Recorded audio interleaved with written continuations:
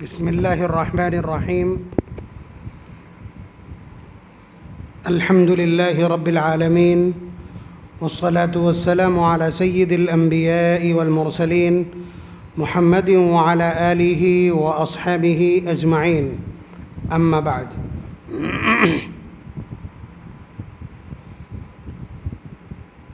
أعوذ بالله من الشيطان الرجيم. بسم الله الرحمن الرحيم. وَنُنَزِّلُ مِنَ الْقُرْآنِ مَا هُوَ شِفَاءٌ وَرَحْمَةٌ لِّلْمُؤْمِنِينَ. وقال النبي صلى الله عليه وسلم: كل فلعمري من أكل برقية باطل لقد أكلت برقية حق. رواه أبو داود أو كما قال صلی اللہ علیہ وسلم. پچھلے 3 یا 4 جمعوں سے تعویذ کے متعلقات، اس کے احکام، جن اور جادو سے متعلق تفصیلات آپ کی خدمت میں نے ذکر کی. اس کا مقصد صرف یہ تھا کہ تعویذات کے نام پر عقائد کے ساتھ کھلواڑ کیا جا رہا ہے، فال کھولی جا رہی ہے، بیٹھے بیٹھے گھروں کے حالات بتائے جا رہے ہیں، گمشدہ لوگوں کو بتایا جا رہا ہے، چوریاں بتائی جا رہی ہیں، اور بغیر مریض کے سامنے ایسے ہی بتا دیا جاتا ہے تمہارے اوپر کیا ہوا ہے. کوئی کہتا ہے کوک بندھی ہے، کوئی کہتا ہے روزی باندھ دی گئی ہے، کوئی کہتا ہے گھر میں مصیبتیں داخل کر دی گئی ہیں. یہ سب کفریہ کلمات ہیں جو بولے جاتے ہیں، جن کے احکامات اور وضاحتیں میں دے چکا ہوں. اب ایک بڑا مسئلہ جو آپ کے ذہن میں چلتا رہتا ہوگا کہ تعویذات بنانے پر یا جھاڑ پھونک کرنے پر، پھونک ڈالنے پر اجرت لینا، پیسہ لینا کیسا ہے؟ بات سمجھ رہے ہیں؟ یہ ایسا مسئلہ ہے جو دماغ میں چلتا رہتا ہے لوگوں کے. ویسے بھی ایک عادت سی ہے عوام کی کہ علماء کو جہاں سے پیسہ مل رہا ہو تو ٹانٹ کیا جاتا ہے. تراویح کے ختم کے اگلے دن 10 لوگ ٹوکیں گے، مولانا آج تو جیب بہت گرم ہوگی. کوئی نکاح پڑھا کر کے آ رہا ہے تو اس کو ٹوکا جائے گا، کسی کو تنخواہ مل گئی ہے تو اس کو چھیڑا جائے گا. تو کچھ لوگ مذاق میں، کچھ لوگ بری نیت سے بھی ایسا کرتے ہیں. اسی طرح یہ ایک مسئلہ بھی ہے جس سے لوگ مختلف طریقے سے، مختلف انداز سے بیان کرتے ہیں. کسی کے پاس کتنی ہی جانکاری ہو، لیکن آج جب ساری چیزیں میں آپ کی خدمت میں ذکر کروں گا حوالوں کے ساتھ، تو ایک بار آپ بھی شوق ہو جائیں گے.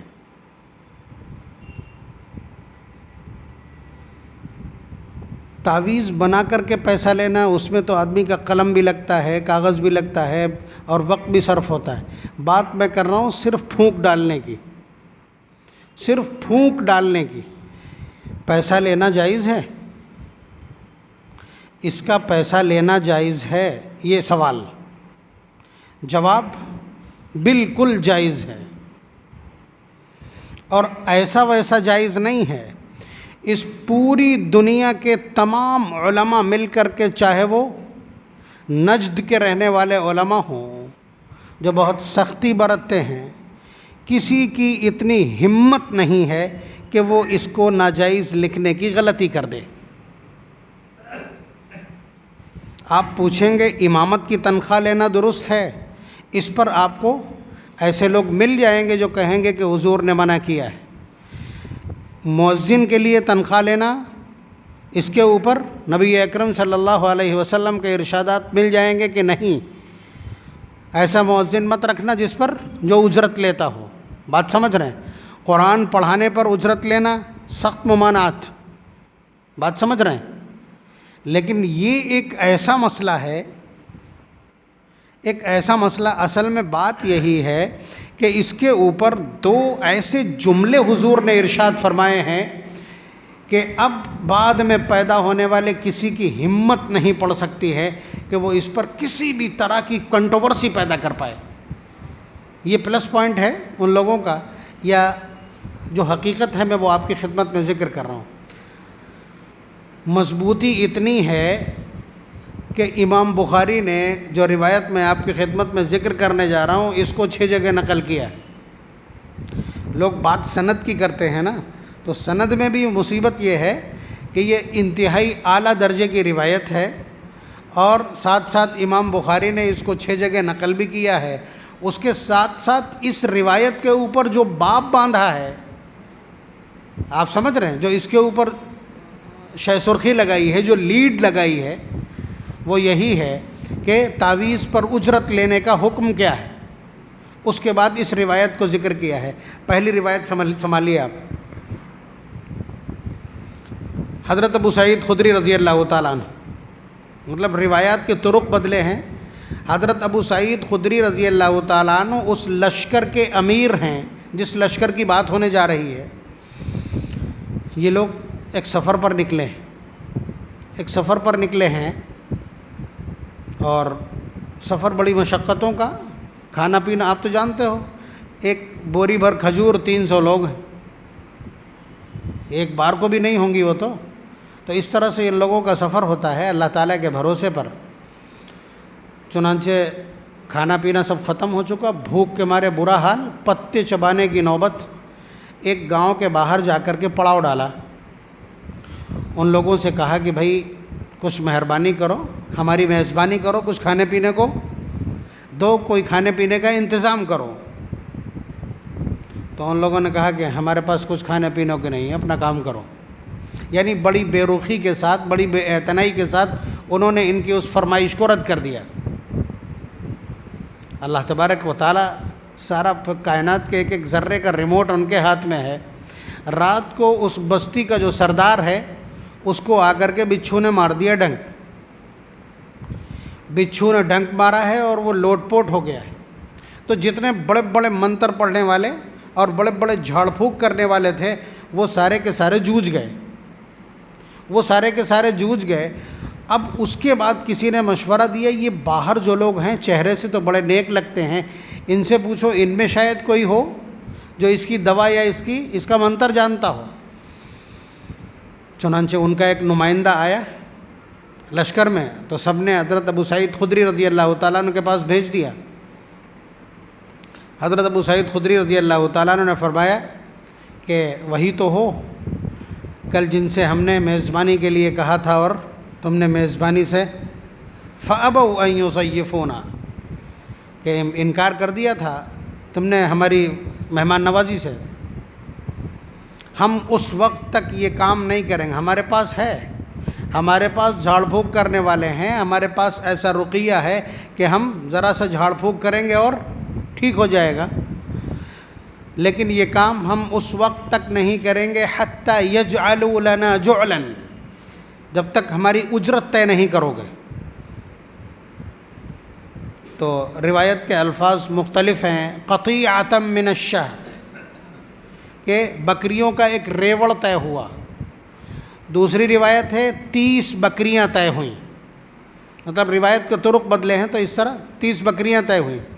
حضرت ابو سعید خدری رضی اللہ تعالیٰ عنہ تشریف لے گئے اور جا کر کے اس جگہ پر کچھ پڑھ کے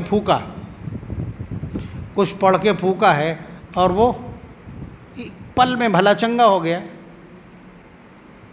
تو جو وعدہ کیا تھا انہوں نے 30 بکریاں حوالے کر دی حضرت ابو سعید خدری رضی اللہ تعالیٰ عنہ۔ اب وہ لے کر کے آئے لشکر میں، تو یہاں آ کر کے ڈسپیوٹ ہو گیا کہ یہ تم نے جھاڑ پھونک پہ اجرت لی ہے۔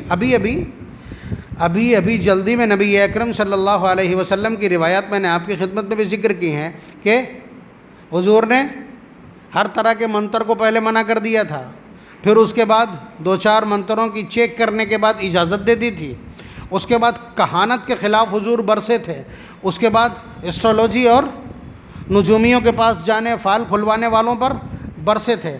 تو صحابہ کو اس پورے سسٹم سے ایک نفرت سی ہو گئی تھی، تو اب اسی کے اوپر یہ 30 بکریوں کی اجرت ملی ہے۔ تو صحابہ اگر انہیں یہ شبہ ہو جائے کہ یہ چیز ٹھیک نہیں تھی تو حلق میں انگلی ڈال کر کے ترنت قے کر دیتے۔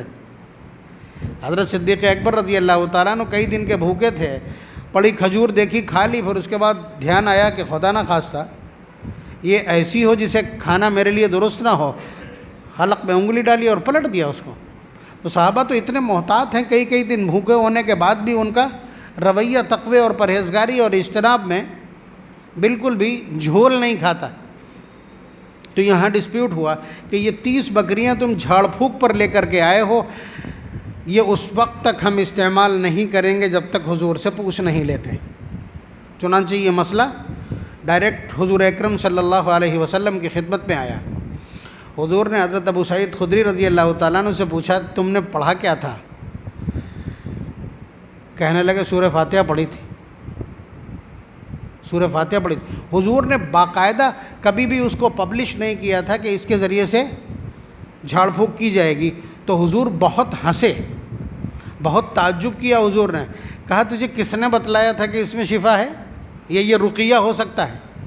تو ہم آپ کو بتلا دیں، اس سے پہلے شاید کبھی تذکرہ آیا کہ سورہ فاتحہ یہ پورے قرآن کا سار ہے، یہ پورے قرآن کا نچوڑ ہے۔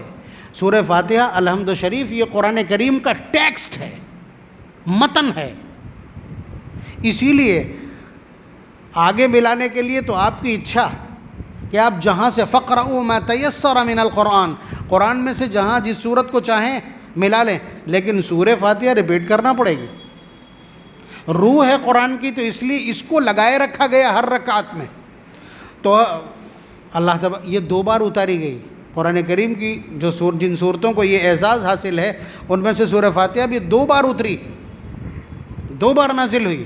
اور اس کو اللہ تبارک و تعالیٰ نے قرآن کریم سے الگ بیان بھی کیا پارہ نمبر 14 سورہ ہجر میں، وَلَقَدْ آتَيْنَاكَ سَبْعًا مِّنَ الْمَثَانِ وَالْقُرْآنَ الْعَظِيمِ، کہ ہم نے تم کو 7 بار دہرائی جانے والی آیتیں عطا کی ہیں اور ایک پورا قرآن بھی عطا کیا، یعنی اس کو الگ بیان کیا حالانکہ قرآن میں شامل ہے۔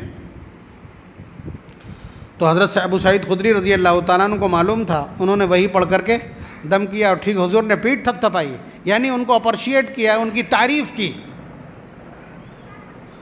اور پھر اس کے بعد جو جملہ ارشاد فرمایا، اس کی وجہ سے میں نے کہا نا جو مضبوطی ہے، ان لوگوں کو جو مضبوطی حاصل ہے وہ مضبوطی اس لیے ہے، اصل میں ایسا تبصرہ، ایسی بات اور اس استفتاء کا ایسا فتویٰ اور سوال کا ایسا جواب، حضور نے فرمایا اقتسموا، کہ اس کو آپس میں برابر تقسیم کر لو، وَاجْعَلُوا لِي بِسَهْمٍ، اور ایک حصہ میرا بھی لگانا۔ تبصرہ دیکھ رہے ہیں آپ، اقتسموا وَاجْعَلُوا لِي بِسَهْمٍ، آپ سمجھئے کہ یہ اے پلس، اس کی حلت اے پلس اے ہوگی، A1 ہوگی، تبھی تو نبی نے حصہ لگوایا ہے۔ اس کے علاوہ یہ بتلانے کے لیے کہ یہ بالکل 1 نمبر کی کمائی ہے حضور کے الفاظ، اور میں نے روایت کی مضبوطی آپ کو بتلا دی ہے، اس لیے کسی کو ہمت نہیں۔ میں نے اپنی کتابوں اور اپنے فتاوے تو مجھے اچھی طرح معلوم ہے، امام بخاری کے ابواب معلوم ہیں، لیکن میں یہ دیکھنا چاہتا تھا کہ اہل عرب نے اس پر کیا فتویٰ دیا ہے۔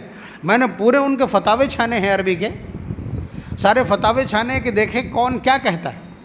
سوالات مختلف طرح کے، ایک نوجوان نے سوال کیا کہ میں جھاڑ پھونک کرتا ہوں، وہ میرے یہاں بہت بھیڑ لگتی ہے، میں اب اس کے لیے مستقل ایک عمارت کرائے پہ لینا چاہتا ہوں۔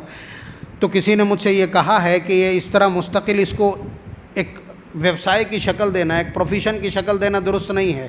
تو میں سمجھ رہا تھا کہ اس پر تو کم از کم کچھ نہ کچھ کہیں گے، لیکن وہاں بھی جواب یہی کہ جب ایک چیز بنیادی طور پر جائز ہے تو اس میں کسی طرح کی ٹانگ نہیں اڑائی جا سکتی۔ بات سمجھ رہے ہیں آپ؟ تو نبی اکرم صلی اللہ علیہ وسلم کا یہ والا جو تبصرہ ہے، اس تبصرے نے اتنی مضبوطی پیدا کر دی ہے کہ اس پر اب کسی کو قلم چلانے کا اختیار نہیں۔ اب پوری دنیا چھان ماری ہے، پوری دنیا کے سارے دارالفتہ دیکھ ڈالی ہے، کسی کو ہمت نہیں ہے اس پر عدم جواز کا حکم لگا دے۔ بات سمجھ رہے ہیں آپ؟ یہ سب سے مضبوط اور مستند روایت ہے۔ امام بخاری نے، امام مسلم نے، امام ترمذی نے، امام نسائی نے، امام ابو داود نے، امام مالک نے موطا میں، سب نے اس روایت کو نقل کیا۔ یہ اس سلسلے کی ایک دھری ہے۔ دوسری روایت یہ ابو داود کی ہے، حضرت خارجہ ابن الصلت اپنے چچا کے بارے میں فرماتے ہیں کہ میرے چچا نبی اکرم صلی اللہ علیہ وسلم کی خدمت میں گئے اور وہاں جا کر کے انہوں نے اسلام قبول کیا، اور حضور کے پاس کچھ دن رہے، سیکھا، پڑھا لکھا۔ اس کے بعد وہ واپس آ رہے تھے، تو ظاہر سی بات ہے صحابہ کا حلیہ ایسا ہے جو عرب میں الگ سے پہچانا جاتا ہے، جیسے مدرسے والوں کا الگ سے حلیہ ہوتا ہے، مولویوں کا الگ سے حلیہ ہے جو اس وقت سانپ کی طرح لوگوں کے سینوں پہ لوٹ رہا ہے۔ تو کچھ لوگوں نے ان کو راستے میں روک لیا، حضرت خارجہ ابن سلط کے چچا، ان کو راستے میں روک لیا اور کہا کہ تم ان صاحب کے پاس سے آ رہے ہو، حضرت کے پاس سے آ رہے، یہ کافر لوگ ہیں۔ فرمایا کہ تم حضرت کے پاس سے آ رہے ہو؟ تو انہوں نے کہا کہ ہاں۔ کہا کہ وہ تو بہت سی اچھی اچھی باتیں بتلاتے ہیں اور ان کے پاس بہت کچھ خیر کا سامان آتا ہے۔ بات سمجھ رہے ہیں آپ؟ قد اوتی بخیر، قد اوتی بخیر، کہ انہیں بہت سی اچھی اچھی چیزیں دی گئی ہے۔ کیا تم ایسا کچھ جانتے ہو کہ ہمارے اس بیڑیوں میں جکڑے ہوئے معوف العقل شخص کا علاج کر پاؤ؟ بات سمجھ رہے ہیں؟ ایک آدمی جو دیوانہ تھا، اتنا دیوانہ کہ اس کو بیڑیوں میں جکڑا گیا تھا، معتوہن، بات سمجھ رہے ہیں؟ تو اس کو بیڑیوں میں جکڑا گیا تھا اور وہ کسی علاج سے ٹھیک نہیں ہو رہا تھا، تو انہوں نے ایک تکہ، ایک اندازے کے طور پر ان کو روک کر کے، ان صحابی کو روک کر کے ان سے کہا کہ تمہارے پاس اس کا کوئی علاج ہے؟ یہ ہمارا ایک مریض ہے جو ٹھیک نہیں ہو رہا۔ تو انہوں نے کہا کہ ہاں میرے پاس علاج ہے۔ اب نبی اکرم صلی اللہ علیہ وسلم نے ظاہر بتلایا ہوگا، اس سورہ فاتحہ ہے، اس کا نام شافیہ بھی ہے، شفا دینے والی۔ بات سمجھ رہے ہیں آپ؟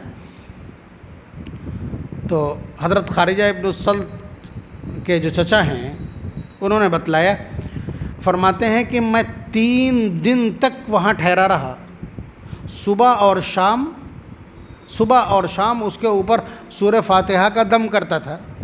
اجمع بزاقی ثم ادفل، فرماتے ہیں کہ میں اپنے منہ میں تھوک جمع کر لیتا تھا اور پھر سورہ فاتحہ پڑھتا تھا، پھر وہی تھوک اس کے لگا دیا کرتا تھا۔ صبح شام انہوں نے یہ کام کیا ہے۔ اس کے بعد اس کی بیڑیاں کھل گئیں، وہ بالکل ٹھیک ہو گیا، روایت پھر سے دہرا دوں، حضرت خارجہ ابن سلط فرماتے ہیں میرے چچا حضور کے پاس گئے رہے، وہاں سے واپس آ رہے تھے، راستے میں کچھ لوگوں نے ان کو روکا اور کہا کہ ہمارے یہاں ایک بیڑیوں میں جکڑا ہوا دیوانہ نوجوان ہے، کیا اس کا علاج تمہارے وہ حضرت لے کر کے آئے ہیں، یا انہوں نے جو کچھ تمہیں بتلایا ہے اس میں کوئی علاج والی چیز ہو تو میرے اس نوجوان کے لیے تم اس کا استعمال کرو؟ انہوں نے فرمایا کہ ہاں۔ تو انہوں نے صبح شام 3 دن تک سورہ فاتحہ کا ورد اس کے اوپر کیا اور تھوک منہ میں جمع کر کے اس کے اوپر ڈال دیا، فرماتے ہیں ٹھیک ہو گیا۔ اب انہوں نے 100 بکریاں دی ہیں بطور اجرت، لفظ جعل استعمال کیا یہاں بھی راوی نے، 100 بکریاں دی ہیں۔ خارجہ ابن سلط کے جو چچا ہیں ان کو 100 بکریاں دی ہیں۔ اب ان کے دل میں بھی وہی بات کہ پتہ نہیں ہے اس راستے سے آئی ہیں، جھاڑ پھونک کے راستے سے آئی ہیں، پھونک ڈالنے کے نتیجے میں اجرت کے طور پہ ملی ہیں، حلال بھی ہیں یا نہیں ہیں؟ تو یہ نبی اکرم صلی اللہ علیہ وسلم کی خدمت میں لینے سے پہلے، وہاں تو لے لی تھیں، یہ لینے سے پہلے حضور کی خدمت میں حاضر ہوئے اور حضور سے فرمایا کہ اللہ کے رسول ایسے ایسے ان لوگوں نے مجھے روکا تھا اور آپ کے بارے میں ایسے ایسے پوچھا، تو میں نے ان سے کہا کہ ہاں مجھے معلوم ہے، تو میں نے سورہ فاتحہ صبح شام پڑھ کر کے 3 دن تک اس کے اوپر دم کیا، وہ بھلا چنگا ہو گیا، بالکل ٹھیک ہو گیا۔ انہوں نے یہ 100 بکریاں مجھے بطور اجرت دینے کی فرمائش کی ہے، پیشکش کی ہے، کیا میں لے سکتا ہوں؟ ایک تبصرہ تو آپ نے سنا، کیا تھا؟ اقتسموا واجعلوا لی بسہم، حضرت ابو سعید خدری کی وہ 30 بکریاں جس پر حضور نے کیا کہا کہ ان کو برابر برابر بانٹ لو اور میرا بھی ایک حصہ لگا دینا۔ یہاں حضور کا ایک اور تبصرہ، جو میں نے کہا تھا نا 2 تبصرے اتنے مضبوط ہیں کہ جس کے بعد بڑا مشکل کام ہے کسی کے لیے قلم چلا پانا۔ حضور نے فرمایا کل، میں نے خطبے میں بھی یہی جملہ پڑھا روایت کا، کل فلا عمری، کھاؤ اس کو، کھاؤ ان کو، یعنی یہ تمہارے لیے حلال ہے، ان کا استعمال کرو، فلا عمری، قسم میری جان کی، فلا عمری، قسم کھا کے کہہ رہے ہیں حضور، فلا عمری من اکل برقیۃ باطل، کہ سارا زمانہ تو شرکیہ منتر پڑھ کر کے اور غلط عبارتیں پڑھ کر کے اور غلط ورد اور غلط جملے پڑھ کر کے دم کر کے کماتا اور کھاتا ہے. لقد اکلت برقیۃ حق، تم نے تو ایک کلام برحق قرآن کریم کو دم کیا ہے اور اس کے بعد اس پر اجرت لی ہے. کل، اس کو کھاؤ. اب بتائیے، اس طرح کے ابو داؤد کی روایت ہے، کتاب الطب والرقیہ کی، آن ریکارڈ ہوں، دھیان رکھیے گا. آپ کے علم میں لانے کے لیے، اس لیے کہ آپ کبھی بھی کوئی بھی کرٹیسزم کر سکتے ہیں، اس لیے میں عرض کر رہا ہوں. پہلی روایت سیاہ ستہ کی، بلکہ تمام کتب حدیث کی یہ روایت جو میں نے ذکر کی ہے، یہ ابو داؤد کی. تیسرا نمبر نوٹ کیجئے، مجموع الزوائد جلد نمبر 2 صفحہ نمبر 9، اس کی روایت دیکھیے. حضرت یعلا ابن مرہ صحابی ہیں. حضرت یعلا ابن مرہ فرماتے ہیں کہ 3 چیزیں حضور کی مجھے ایسی معلوم ہیں جو کسی کو معلوم نہیں، کسی کے سامنے پیش نہیں آئیں، نہ مجھ سے پہلے اور میرے بعد بھی کسی کو معلوم نہیں ہو سکیں گی. روایت میں یہ ایک چیز ذکر کی ہے، اب یہ تینوں ہیں، یہ میری وضاحت سے باہر ہے. فرماتے ہیں کہ میں حضور کے ساتھ پیچھے سوار ہو کر کے کہیں جا رہے تھے. راستے میں ایک عورت ملی، اس کے ساتھ میں ایک بچہ تھا. اس نے ہاتھ دے کر کے روک لیا اور حضور سے فرمایا کہ یہ میرا بچہ دن میں اس کو کئی بار دورے پڑتے ہیں، اس کو کئی بار دورے پڑتے ہیں، آپ اس پر دم کر دیجئے، اس کا کچھ علاج کر دیجئے. نبی اکرم صلی اللہ علیہ وسلم سواری سے نیچے اترے اور اس کو اپنے اور سواری کے بیچ میں، روایت کے الفاظ ہیں، سواری کے اور اپنے بیچ میں اس کو لٹایا، اور لٹانے کے بعد صرف اتنا کہا کہ بسم اللہ انا عبد اللہ اخسأ عدو اللہ، کہ اللہ کے نام سے میں ایک اللہ کا ایک بندہ ہوں اور اے اللہ کے دشمن نکل. اور پھر اس کے بعد حضور سوار ہو کر کے گئے. فرمایا کہ ہم کو یہیں پر ملنا، دن بتا دیا کہ فلاں دن ہم کو اسی جگہ ملنا. چنانچہ نبی اکرم صلی اللہ علیہ وسلم سفر پر جہاں جانا تھا گئے. وہاں سے جب واپس آئے ہیں تو وہ عورت اپنے بچے کے ساتھ اور 3 بکریوں کے ساتھ وہیں بیٹھی ملی. تو نبی اکرم صلی اللہ علیہ وسلم نے پوچھا کیا حال ہے تمہارے بچے کا؟ کہنے لگی قسم ہے اس پالنہار کی جس نے آپ کو حق دے کر کے بھیجا ہے. قسم کے الفاظ ہیں اس عورت کے کہ قسم ہے اس پالنہار کی جس نے آپ کو حق دے کر کے بھیجا ہے. اس دن سے کوئی دقت نہیں ہوئی بچے کو اس دن سے بچے کو کوئی بھی دقت نہیں ہوئی. یہ بکریاں میں لائی ہوں، ان کو قبول فرما لیجیے. کیا کہہ رہی حضور سے کہ یہ میں 3 بکریاں لے کر کے آئی ہوں، ان کو قبول فرما لیجیے. حضور نے حضرت یعلا ابن مرہ سے فرمایا اترو اور 1 بکری لے لو، 2 اس کو واپس کر دو. چنانچہ 1 بکری حضرت یعلا ابن مرہ نے اس پہ سوار کر لی اور 2 اس کو واپس فرما دی. نبی اکرم صلی اللہ علیہ وسلم کا پہلا ارشاد حضرت ابو سعید خدری رضی اللہ تعالیٰ عنہ کے لشکر میں اور اس پر ملنے والی 30 بکریوں کے سلسلے میں حضور نے کیا کہا کہ ان کو آپس میں بانٹ لو اور میرا ایک حصہ لگا دینا. اور حضرت خارجہ ابن السلط کی اس ابو داؤد کی روایت میں کیا فرمایا؟ کل فلا عمری من اکل برقیت باطل لقد اکلت برقیت حق، کہ کھاؤ، قسم ہے میری جان کی کہ باقی لوگ تو سب باطل کلاموں کے ذریعے سے کھاتے ہیں، باطل رقیے کے ذریعے سے کھاتے ہیں، تم نے تو ایک کلام برحق پڑھ کر کے اور اس کے بعد یہ حاصل کیا. یہ ساری بات صرف پھونک ڈالنے اور دم کرنے پہ ہو رہی ہے. آپ تو بگڑ جائیں گے آج کوئی دم کرنے کے بعد پیسے مانگ لے گا. بات سمجھ رہے ہیں؟ تو اس لیے اس پر کوئی کٹاکش نہیں ہے. مولانا لوگ ہر چیز پر بولتے ہیں، اس پر نہیں بولتے، آپ کو لگ رہا ہوگا. اس لیے میں نے ڈائریکٹ نبی اکرم صلی اللہ علیہ وسلم کی ارشادات سے استدلال کر کے آپ کی خدمت میں چیزیں ذکر کی. ورنہ فتاوے آپ دیکھیں گے کوئی ہمت والا نہیں جو ایک لفظ بھی اس پر بول سکے، اس لیے کہ تبصرہ اس طرح کا. اگر خالی حضور کہہ دیتے کہ ٹھیک ہے استعمال کر سکتے ہیں تب تک گنجائش تھی. یہ کہتے کہ ضرورت مندوں کے لیے اور فلاں کے لیے اور جو لوگ بھوکے تھے، یہ ہے وہ، تمام باتیں ہو سکتی تھی. لیکن یہاں تو حضور گھر پہ ہیں اور یہاں حضور نے کہا کہ میرا حصہ لگا دینا. اور آپ جانتے ہو صحابہ کا حال کہ پہلے حضور کا، اس کے بعد اپنا، یہ صورت حال ہے. تو اس کے جواز اور عدم جواز پر بات نہیں کی جا سکتی۔ دیکھیے ایک بات رہ گئی، یہ پھونک ڈالنا، یہ دم کرنا، اگر قرآن کریم سے ادعیہ معصورہ سے یعنی حضور سے منقول دعاؤں سے یا اور اپنی طرف سے بنائی ہوئی کسی دعا یا کلمے کے ذریعے سے جن میں کوئی شرکیہ جملہ نہ ہو، اس پر ملنے والی اجرت حلال ہے، یاد رکھیں۔ اگر شرکیہ جملے استعمال کیے گئے ہیں، نامعلوم عبارت تعویذات میں استعمال کی ہے اور اس پر کوئی اجرت آتی ہے تو وہ حرام ہوگی۔ اب دیکھیے اسی روایت میں، ابو داود کی اس روایت میں حضور نے ایک اینگل سے تحقیق کی ہے، یہ 2-3 سند سے ابو داود نے ہی نقل کیا ہے اس کو۔